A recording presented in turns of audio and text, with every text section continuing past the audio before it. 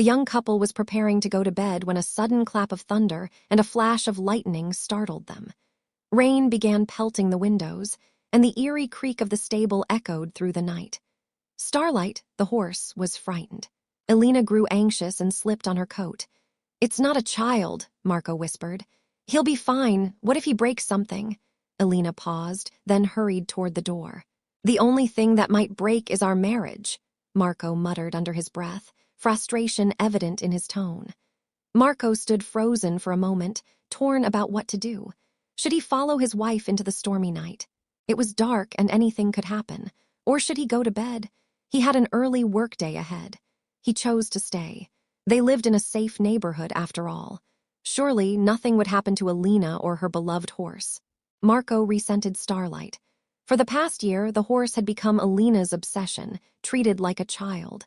He regretted giving in to her pleas to buy the horse. A different pet, like a fish, would have demanded less of her time. Lately, he'd been fantasizing about a less intrusive pet. A fish wouldn't have caused this much trouble.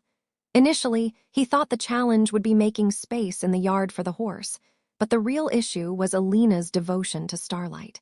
Sometimes, Marco cursed his impulsive decision to buy the horse. He'd bragged about it to his coworkers during lunch, treating it like a casual purchase. He still boasted to his friends, unwilling to admit how much he resented the horse. Tired of competing with Starlight, Marco had hinted at selling him, but Alina refused to part with her companion. "He's family now," she'd say. "He doesn't betray us. Besides, we're responsible for the animals we take in." Marco had heard this lecture too many times. He stopped suggesting they sell Starlight, though he silently cursed the day they brought the horse home. Alina, meanwhile, was consumed by her love for horses. There was no taming her passion. Marco, equally consumed by his love for her, endured it, hoping her obsession would fade. He waited for her to tire of Starlight, to suggest getting rid of him. Starlight was the only name she used now. Calling him just a horse felt cold, she said. "You wouldn't call our kids just kids, would you?" she'd argue. Speaking of kids, they'd recently learned they were expecting a new family member. Marco wanted children. Alina was 30, he was 35, time was ticking. Kids were different. They were family, not a source of jealousy like a horse. With these thoughts, Marco drifted to sleep. Alina hadn't returned. In his dreams, he saw the ocean, a sunny beach where they relaxed together. But in reality, it was a cold, rainy April night, and he craved warmth. The dream shifted, gray skies, thunder, lightning, and a haunting whinny. Marco jolted awake, heart racing. He scanned the room. Outside, the storm raged with icy rain. Alina was still gone. Checking the clock, he realized he'd only slept for half an hour. Frustrated, he decided to find his wife. Spending the entire night with Starlight was the last straw, especially since Marco needed her attention too. He found Alina in the stable, soothing the horse. "For heaven's sake, Alina, it's just a storm. Soon you'll be bringing that horse into our bed," Marco said, exasperated. "It's his first storm." "He's scared," Alina defended Starlight. "Of course, just like his first spring or his first winter. There's always something new with him, isn't there? It never ends. Maybe you'll move into the stable since he needs more attention than I do." Marco shrugged, his voice sharp. "You're just jealous," Alina said with a smile. "Of course I'm jealous," Marco thought bitterly. She spent more time with the horse than with him, even at night.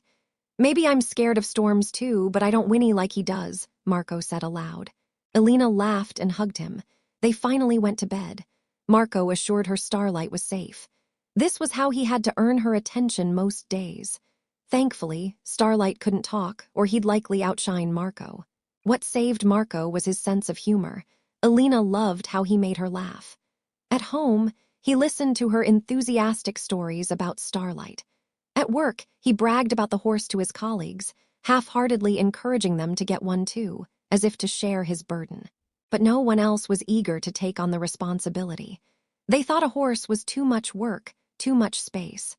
Marco insisted it wasn't like owning an elephant, but his friends weren't convinced. Meanwhile, Alina dreamed of opening a riding school for kids and adults.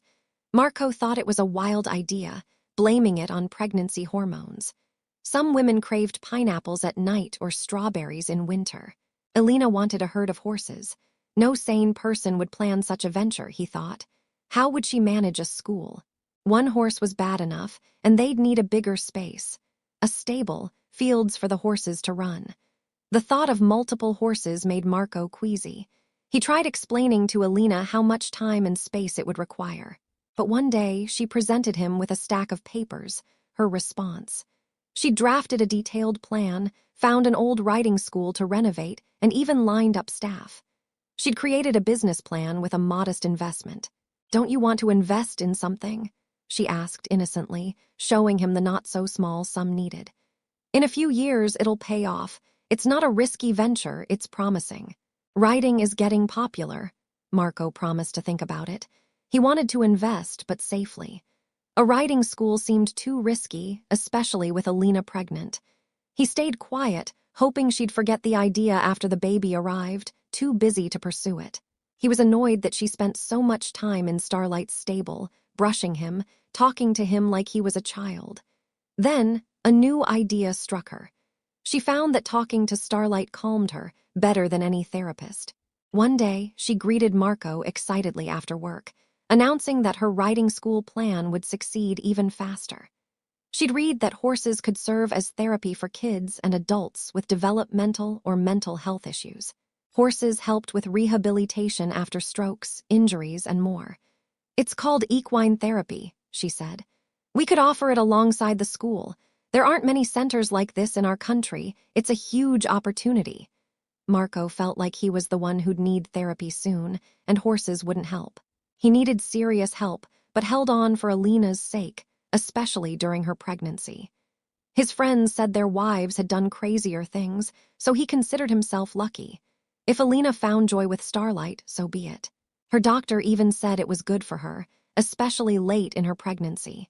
Marco endured it, though at work, he kept praising Starlight to save face. He was embarrassed to admit the horse caused tension. Everyone envied him, hearing his enthusiastic stories. As Alina's due date approached, Marco faced a tough day at work. A difficult contract nearly fell through, with last-minute changes and picky clients. Exhausted, he just wanted to collapse in Alina's arms. Then his car broke down. He called a tow truck and it started pouring. The driver was inexperienced and Marco had to help, getting soaked. He returned home furious. Alina wasn't there and no dinner was waiting, unusual for her. She was probably with Starlight, calming him during his first winter rain. Marco's anger grew. She hadn't called him all day. Didn't she care if he'd had an accident? The horse seemed more important. Fuming, he stormed to the stable but caught himself. Alina was close to giving birth. He couldn't upset her. Taking a deep breath, he forced a smile and entered the stable. It was quiet except for Starlight's soft snorts. But the horse wasn't in his stall. He was lying on the ground. Marco's heart sank. Something was wrong. He approached the fence and froze. Alina lay unconscious, their newborn beside her. Starlight was curled around them, shielding them from the cold. The baby was barely covered. Marco's mind raced. He called an ambulance, wrapped the baby in his jacket, and noticed Starlight watching him, ears twitching. The paramedics arrived quickly, taking Alina and the baby to the hospital. Both were alive, unharmed, thanks to Starlight's warmth. Alina, in shock, couldn't recall what happened, just pain, then waking in the hospital. While she recovered, Marco cared for Starlight daily, brushing him and thanking him for saving his family. He found the horse's presence calming, his stress easing. Maybe those motivational speakers were right, talk about something enough, and it becomes real. Marco had bragged about Starlight, and now he genuinely appreciated him. Alina and the baby were soon discharged, returning home to a relieved Marco. His relationship with Starlight had transformed. He was no longer jealous and even supported Alina's riding school plan, making adjustments to her proposal. It wasn't as daunting as he'd feared. The school hired qualified staff, and Alina balanced her time between the baby, home, Marco, and the school, without neglecting Starlight. Marco learned to trust Alina, to focus on positivity, and to find calm. Starlight showed him that animals could ease stress, a valuable lesson in modern life.